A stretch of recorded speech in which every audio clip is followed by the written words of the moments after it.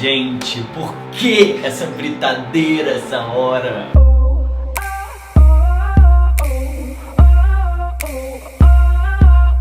Olá pessoal, tudo bem? Eu sou o Luca e esse é mais um vídeo do Transdiário. Hoje eu tô aqui com uma convidada muito especial, que é a Érica. A Érica trabalha como co-deputada pela bancada ativista na Alesp. Conta pra gente, o que é a Alesp? Como é que ela funciona? A Alesp é a Assembleia Legislativa do Estado de São Paulo. Então lá ficam 94 deputados eleitos em 2018 que fazem a política de todo o Estado de São Paulo. É de lá que saem as leis, é de lá que saem os decretos, é de lá que saem os projetos do governo do estado. Então João Dória manda pra lá pra ser aprovado ou não. A Assembleia Legislativa, que fica ali em frente ao Ibirapuera, as pessoas não sabem aonde fica a Assembleia Legislativa, mas ela é o coração da política do estado de São Paulo. E o que acontece? A Assembleia é, teoricamente, a casa do povo. Na última eleição a gente deu um grande tiro certo, que foi ter conseguido colocar a Érica e a Érica Malunguinho dentro da Alesp, que são duas travestis perfeitas, transvestigêneres, perfeitas, maravilhosas e que estão lá lutando pelos nossos direitos. É importante lembrar que é pela primeira vez na história do país que mulheres transvestigêneres ocupam um cargo tão importante como a Assembleia Legislativa. Duas coisas me assustaram muito. Recentemente eu gravei, inclusive, com o Dr. Daniel, que é psiquiatra da Antigos, para falar sobre o projeto de lei que era legal pra caramba, que veio da Érica Malunguinho, que era para aumentar o Transcidadania, que é um serviço super legal que tem em São Paulo e ela queria levar para todo o estado. E aí veio Janaína Pascoal e quis colocar uma emenda nesse projeto em que impedia o atendimento de crianças e adolescentes trans. O atendimento não poderia acontecer e se essa emenda que a Janaína colocou lá for aprovada, se isso for pra frente, as crianças e adolescentes trans do estado de São Paulo não poderão ser atendidas não só pelo SUS, como pelo plano de saúde, qualquer coisa assim. Se o atendimento é para identidade de gênero, essas crianças e adolescentes não vão poder ser atendidas. Em síntese, é a proibição do tratamento hormonal para crianças e adolescentes. Essa é que a emenda prevê, que crianças e adolescentes não tenham acesso ao tratamento. Exato. Com os discursos mais ridículos que você possa imaginar. Eu vou colocar aqui o cardzinho para vocês verem esse vídeo, que ficou muito legal com o Dr. Daniel. Mas além disso, estão acontecendo mais absurdos na lei. Só acontece absurdo. Então assim, agora tem a lei que quer proibir esportistas trans de competirem, de jogarem no estado de São Paulo. Então, tipo assim, por exemplo, tem a Tiffany, que é jogadora de vôlei muito foda pelo Bauru, que em tese ela não vai poder mais jogar em São Paulo, em nenhum time de São Paulo, porque a lei não vai permitir. Exatamente. A lei que prevê é o PL 346, de autoria de um deputado que a gente não vai falar o nome, porque ele tem tentado criar um palanque em cima desta pauta, porque é uma pessoa que ninguém conhecia, que ninguém sabia quem era, e aí ele se aproveita disso, da visibilidade, porque pela primeira vez ele começa a falar com mídias, aparecer em jornais, a partir dessa perspectiva. Então é um deputado louco, fundamentalista, que cria o PL 346/2019, é um PL deste ano, dessa legislatura, que prevê que o critério único para participação, e assim, é importante lembrar, o COI, que é o Comitê Olímpico Internacional. Exatamente, obrigado. O Comitê Olímpico Internacional já prevê a participação de mulheres trans e homens trans, pessoas transvestigêneras nos esportes, a partir das taxas de testosterona, estrogênios, que estes comitês que têm competência de fazerem esta avaliação fazem, e o deputado passa por cima de todo o conhecimento científico, passa por cima de toda a matéria produzida, todo o conhecimento, embasamento sério, e se baseia apenas no conceito cristão, fundamentalista, preconceituoso, discriminatório, e coloca no PL que o único critério, único, não existe um outro, não tem exames, não tem nada, não tem massa óssea, não tem massa muscular, nada disso vai valer. A única coisa que deve valer é o sexo biológico. E aí a gente tem um gancho, porque eles só olham na perspectiva de mulheres trans e travestis. E aí eles colocam ali como se fosse uma disparidade, como se fosse uma injustiça. Mas se a gente pensar por um outro viés, que é homens trans, que já tenham se hormonizado desde muito cedo, e os índices de testosterona são altos, muitas vezes mais altos do que homens cisgêneros, a massa óssea e a massa muscular são muito mais altas. Como estes homens irão participar O projeto é ridículo, equivocado, brega, cafona, transfóbico em todas as perspectivas. Mas se a gente pensa, tá, ok, então ele quer dizer que é injusto e precisa colocar pessoas. Como estes homens trans, a partir deste projeto de lei, iria competir com mulheres cisgêneras se eles têm altos índices de força, testosterona? Eu vejo, por exemplo, eu corro, né? Corro bastante, assim, não sou nenhum atleta de corrida, mas eu corro. E desde antes da transição eu corro. E eu vejo, assim, claramente o quanto mudou a minha resistência, o quanto mudou a minha velocidade, o quanto mudou o meu desempenho na corrida a partir do momento que eu comecei minha terapia hormonal com testosterona. Se eu fosse colocado para competir com mulheres cisgêneras, elas estariam em extrema desvantagem. Exatamente. Porque você tem mais força, porque a sua massa óssea é muito maior, a sua massa muscular é muito maior, o seu índice de testosterona é muito maior. E aí vejam um absurdo, porque quando um projeto de lei, quando um legislador que deveria legislar para combater o preconceito, a discriminação, para fazer valer todo o conhecimento que já foi produzido acerca deste assunto, legisla para perpetuar a ignorância, para perpetuar a falta de informação baseado em um discurso completamente equivocado.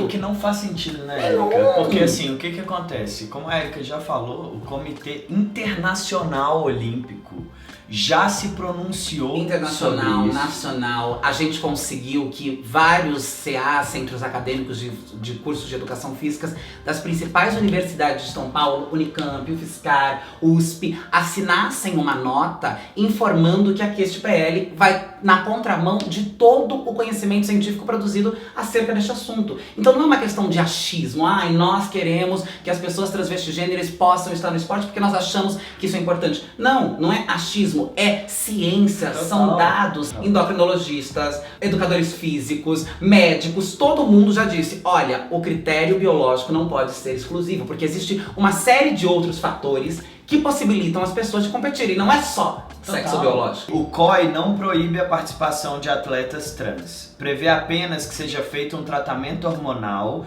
pelo período de 1 ano e que o nível de testosterona, que é o hormônio masculino, esteja abaixo de 10 nanomoles por litro de sangue. Existe um índice. Pra vocês terem uma ideia, a Tiffany, que joga vôlei, o dela tá abaixo de 1. E o nível hormonal dela não se compara com um homem cis. Ela não é um homem, gente, ela é uma mulher, só que ela é atleta, então o corpo dela é forte. Sim, porque malha, porque... igual de atleta, sabe? Se pega uma mulher cisgênera e coloca do meu lado, que não faço nenhum tipo de exercício, que sou extremamente sedentária, e elas estão estimulando os músculos o tempo inteiro, essas mulheres são muito mais fortes do que eu, a massa óssea e muscular delas são maiores do que a minha, e aí vão dizer que eu estou em vantagem a essas mulheres se eu quiser competir? Não, é super importante olhar os índices, é super importante olhar aquilo que já foi produzido e respeitar. Eu acho que o ponto mais fundamental é este, respeitar aqueles que produziram informações acerca desse sentido. Os legisladores não têm a competência e não deveriam passar por cima de produções sérias, baseados em achismo, baseados em crença, baseados em fundamentalismos, baseados no ódio, no preconceito e na intolerância. Quando a gente fala de trans, né, é um tema polêmico. Exatamente. Porque a gente vê desde o... eu lembro do discurso de posse do Bolsonaro, que ele fala que ia combater a ideologia de gênero. Que é o pano de fundo de tudo isso. Exato. Então, assim, tá endereçado, gente, desde o dia 1º de janeiro. Está endereçado que a política conservadora deste país vai ser feita contra as pessoas trans. Temos uma população trans que já é exterminada diariamente, que já tem a expectativa de vida de 35 anos. A gente já é o país que mais mata pessoas trans do mundo. E de forma mais absurda, mais violenta. O que esses parlamentares fazem é instaurar um pânico geral a partir deste discurso. Então eles instauram um pânico na sociedade dizendo: essas pessoas querem destruir as famílias, essas pessoas querem acabar com a moral, com os valores, com os bons costumes, colocam medo nas pessoas que têm um viés conservador, ou que muitas vezes estão na ignorância, na falta da informação, porque esses políticos, eles se utilizam da ingenuidade, da precariedade das pessoas para criar um pânico e dizer: nós estamos aqui fazendo o nosso dever, enviados por Deus, e precisamos combater vidas Porque na verdade é disso que nós estamos falando. Eles estão combatendo vida, eles estão combatendo as pessoas de exercerem seus trabalhos, de exercerem as suas funções, de competirem, de irem à escola, de se tratarem com os hormônios. Quando a gente pensa nos discursos que a deputada Janaína Pascoal utilizou na Comissão de Constituição e Justiça para apresentar a sua emenda, a gente começa a pensar, se eles realmente estivessem preocupados com o que vai acontecer de crianças e adolescentes trans, nós estaríamos discutindo agora um plano novo de educação para tratar a questão de gênero nas escolas, nós estaríamos discutindo... diminuir a evasão escolar. A evasão escolar. Nós estaríamos discutindo como nós conseguiríamos inserir essas crianças e esses adolescentes na sociedade sem precisar violar os seus corpos, sem precisar violar as suas naturezas, porque na verdade o que nós temos agora é uma sociedade extremamente cisgênera que impulsiona compulsoriamente crianças e adolescentes a se enquadrarem numa normatividade, num padrão para conseguirem existir. E se essas pessoas não se enquadram nisso, o que vão ser dela depois? Suicídio, prostituição compulsória. É importante lembrar que 90% das mulheres trans e travestis se prostituem atualmente no Brasil. Nenhum outro grupo social na história da humanidade teve um número tão compulsório de pessoas em um quadro de um único trabalho. E nós precisamos urgentemente se inserir neste debate político. Eu sei que é um debate muito chato. Eu sei que é uma linguagem rebuscada. Tem que falar, gente. Nossos corpos estão em perigo. Os nossos direitos enquanto população LGBT, especialmente população trans, nossos direitos estão sendo ameaçados. O tempo inteiro. Todo. Meio-dia num dia nublado. Ai, meu Deus. O bom é que ele vai e dá um tempo. A gente precisa muito ocupar esses lugares políticos, a gente precisa muito prestar atenção no que está acontecendo no campo da política, porque tá pautando os nossos direitos, gente. Nessa entrevista que eu falei que eu vi da Tiffany, foi muito legal, porque o entrevistador chegou e falou assim: ah, mas se essa lei for aprovada, o que vai mudar na sua vida? Ela falou assim: na minha vida não vai mudar nada. Por quê? Porque eu já sou uma atleta consagrada, ela já jogou na Europa em vários times. Ela falou: meu, o que vai acontecer? Eu vou jogar no Brasil, em um outro estado, e depois eu vou jogar na Europa. E vou encerrar minha carreira lá, e tá tudo bem. Eu tô aqui tendo essa discussão porque eu quero pautar os outros atletas, as outras atletas trans que estão vindo, né? Essas pessoas precisam conseguir ocupar esses lugares. E aí um exemplo muito bom é a Maria Joaquina, que é uma criança trans, que tem uma aceitação muito bonita da família, um incentivo muito bonito, e é patinadora, e faz artes lindíssimas. Quem não conhece a Maria Joaquina, uma criança acho que de 11 anos, trans, linda, fofíssima de morrer, e ela está super preocupada. Inclusive no dia que o PL entrou pra votação, ela fez um story dizendo: ah, estava aqui preocupado, mas o meu pai mandou eu ficar tranquilo que a tia Zérica já estão cuidando de tudo. E a Maria Joaquina tem um sonho de ser uma atleta trans, de ser uma patinadora profissional. E o sonho da Maria Joaquina e de tantas outras crianças transvestigêneras estão em xeque, estão sendo ameaçados a partir de um homem velho, conservador, que não se atenta a nada e continua olhando por uma única perspectiva: a perspectiva do ódio, da intolerância e do preconceito. E ele não é atleta, gente. Não, ele não atleta. faz parte do comitê, ele não entende absolutamente nada. Assim como a Janaína Pascoal não entende absolutamente nada de endocrinologia, de psiquiatria, de nada pra pautar sobre hormônios na adolescência. E um outro ponto, além de todos esses, é: será mesmo que os atletas, será mesmo que o campo esportivo no Brasil tá tão tranquilo que a gente precisa começar a discutir a partir dessa perspectiva? Será que o problema mais gritante que nós temos com relação aos esportes, com relação aos atletas, são a participação de pessoas transvestigêneras? Ou nós temos uma série de outros problemas muito sérios, inclusive de saúde, de estrutura, de salário, de condições físicas, para discutir? É algo extremamente chocante, precário, absurdo, se não criminoso. Eu me arrisco a dizer que poderia ser até criminoso. Por que nós estamos começando a discutir pessoas trans nos esportes? Não, eu achei mais bizarro, você vê como é uma pauta muito pra chamar atenção, sabe? Ela foi colocada em regime de emergência. De urgência, né? Isso, exatamente. De urgência, gente. Quando que pessoas trans no esporte é uma pauta urgente na Lesp. E o que significa o regime de urgência? O regime de urgência significa que, sendo aprovado, ele para de tramitar nas comissões, o que é extremamente importante, porque são nas comissões que se debatem, são nas comissões que se apresentam emenda, são nas comissões que se avaliam um ponto ou outro. Quando o regime de urgência é aprovado, este projeto de lei sai do debate, então ele não pode mais ser debatido e vai direto para ser votado. E foi isso que aconteceu. Parou de debater todos os pontos importantes e ele foi direto para o plenário para a votação. Vejam a periculosidade disso. Nós tivemos recentemente a aprovação do dossiê de mulheres da deputada Isa Pena, que é um dossiê que prevê uma construção mais qualificada de dados acerca da violência das mulheres, da violência doméstica, índice de estupros, enfim, tudo que aclopa a pauta do feminismo. E ele só conseguiu ser aprovado quando foi retirado a palavra trans e travestis desse dossiê. A Assembleia Legislativa só aprovou o dossiê de mulheres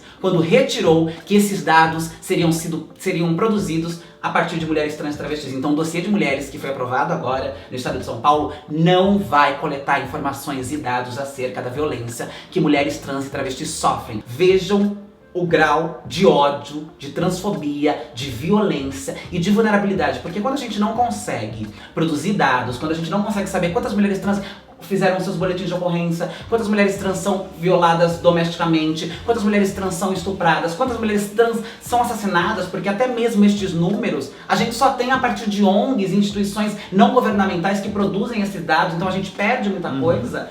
Vejam o vácuo na história que a gente constrói. Não só na Assembleia, a Câmara de BH aprovou no Dia dos Professores o projeto de lei da ideologia de gênero, escola sem partido, né? Que é inconstitucional. Todas as outras câmaras pelo país afora que aprovaram esse projeto tiveram ele derrubado pelo Supremo Tribunal Federal, mas a gente precisa olhar este ponto. Mesmo coisas inconstitucionais que ferem a Constituição, que ferem a Constituição estadual, que ferem vários, estão sendo aprovados livremente. Por isso que eu tenho tentado chegar nas pessoas por um outro caminho que não a partir do mandato, que não a partir do gabinete, porque eu sei que aquele prédio é assustador, eu sei que aquela hierarquia, aquela arquitetura é assustadora, então é necessário fazer este movimento de acessar as pessoas, de informar as pessoas a partir de canais, a partir de Instagram, a partir de outras mídias, porque as pessoas precisam. Eu avalio que é urgente que as pessoas sejam informadas, e é meu dever, enquanto legisladora, informar as pessoas do que está acontecendo e do que está sendo produzido, porque isso interfere na vida, e não é só de pessoas LGBTs. Na postura da polícia na rua,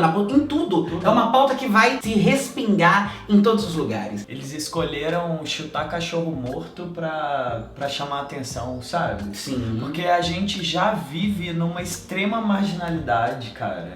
A população trans já morre, gente. Já morre. Já tem vários problemas estruturais, sabe? Que tá aí sendo excluída historicamente há não sei quantos centenas de anos.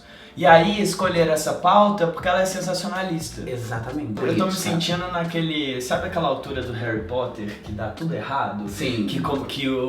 Entra aquela professora que é um demônio e que aí o ministro da magia vira um diabo. Isso. Eu tô assim, ó, estamos nesse momento. Só que Harry Potter ainda parece mais tranquilo. Exato, só que eles têm superpoderes, gente. A gente não tem. A política que está se desenhando aqui parece uma distopia. Parece. Não dá para acreditar. É um cenário medonho, caótico, cafona, preocupantíssimo, mas nós, enquanto grupos minoritários, sempre precisamos brigar e persistir para existir. Então isso eles não têm. Porque pra eles sempre foram tudo muito fácil, sempre foram tudo dado, os privilégios sempre estiveram ali. A gente, pra chegar onde estamos, pra ser quem somos, precisamos trilhar um percurso de extrema resistência, de extrema persistência, e é aí que nós estamos, neste cenário político, é resistindo, é persistindo, a gente cai aqui, levanta ali. Aí eles não conseguem nos tombar, porque como diria Jurema Werneck, nossos passos vêm de muito longe, nossos passos são construídos há muito tempo. Eu vou deixar aqui embaixo o @ da Érica pra vocês seguirem no Instagram e o @ da Bancada Ativista também, e da Érica Marunguinho, que é maravilhosa. Sim. E é isso, pessoal. Muito obrigado e até semana que vem. Um beijo. Tchau, tchau.